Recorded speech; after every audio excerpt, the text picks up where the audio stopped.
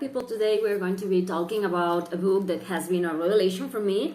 I choose it because it had like witchcraft and woman empowerment and nature, and it did look amazing, and the cover was like very alluring.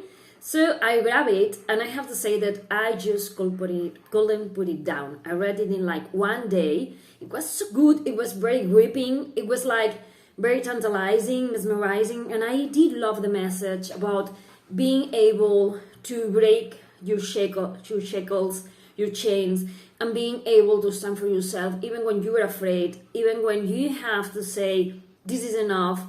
I'm going to be my own hero. I'm going to be the one to save myself. And I'm talking about Weyward by Emilia Hart. And I have to say that I love this book so much. We are going to be following these three main characters. We are going to be following Kate in 2019. We're going to be following Violet in 1942. And we are going to be meeting with Altha in the 1619s. So yeah, I mean, all of three of them belong to the same family, the Weyward family. And Altha is being judged because she's being found guilty of being a witch and practicing witchcraft. And she's going to be related to these two other women, Violet, who is from a very wealthy family, and she's going to be married off to someone else because I'm not going to tell you why, because I don't want to spoil anything. And we are going to be following Kate at the beginning of the book. And she is a woman who lives with a man that abuses her.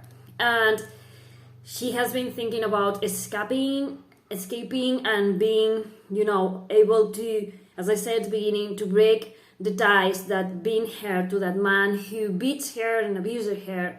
And finally, she has the opportunity to do so.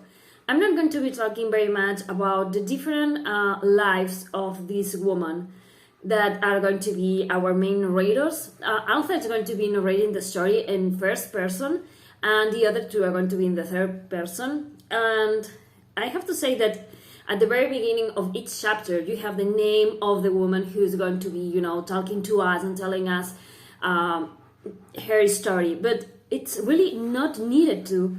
I mean, you can jump into the story without reading who is going to be narrating, because the characters are so fully fleshed out that you are able to recognize them.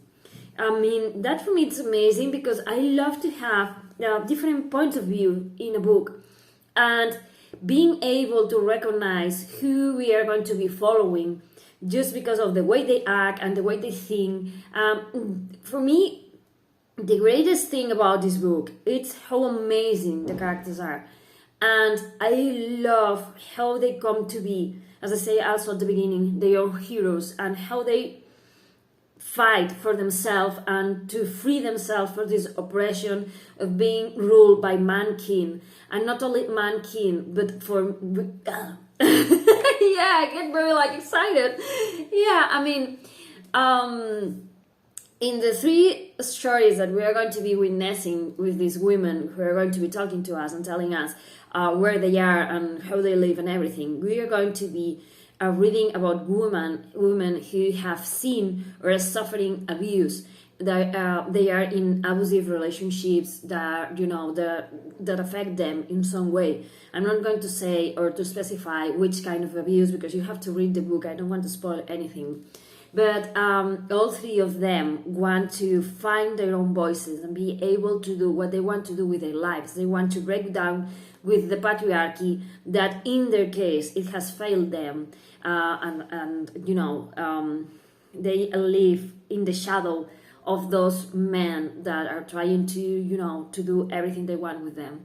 And I love that we have books that talk about these things and that make you think that there are women who are living in these conditions, and sometimes they are too afraid to reach out, and sometimes they have to be their own heroes, and it's not an easy path.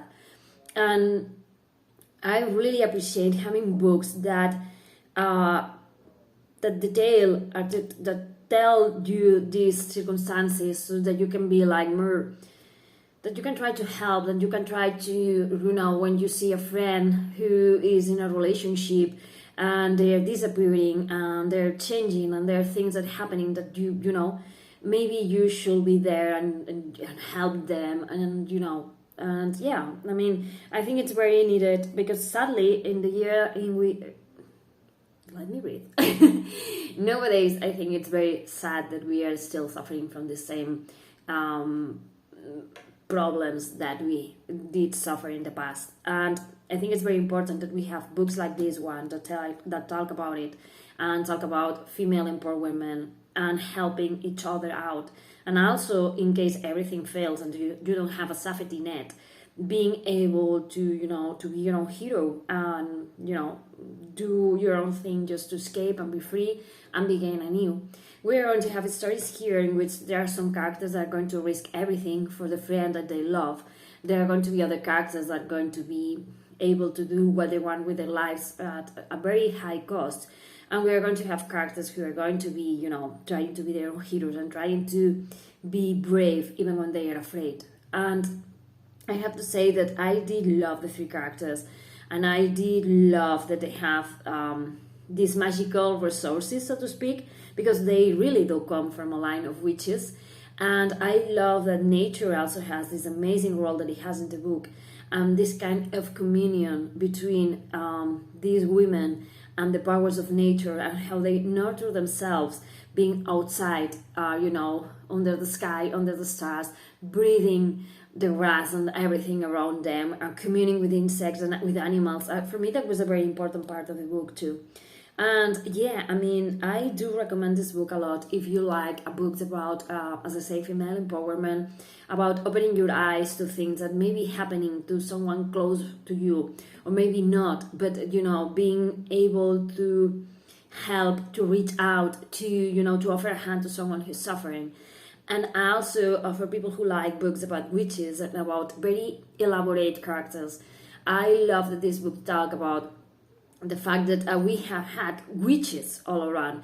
When women began practicing medicine, they weren't allowed because they were women. So they began to do like things like, you know, taking care of other women, you know, with menstruation, with giving birth, with everything. And sometimes these women were accused of being witches because they could help in ways that maybe doctors didn't or couldn't. And, you know, I think it's very interesting also to reflect on that and the power that women have had, and that power that other men, the men have had tried to cut.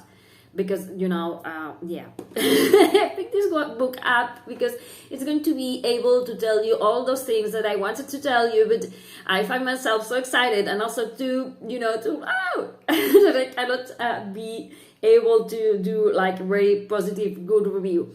In my mind, I was going to make like this amazing review in which you will be out by my ability to explain how amazing this book is. But yeah, probably it's going to be crazy enough that you feel interested in picking this book up and reading it, and, you know, let me know if you do, and let me know how much you love it. So thank you for watching. Bye.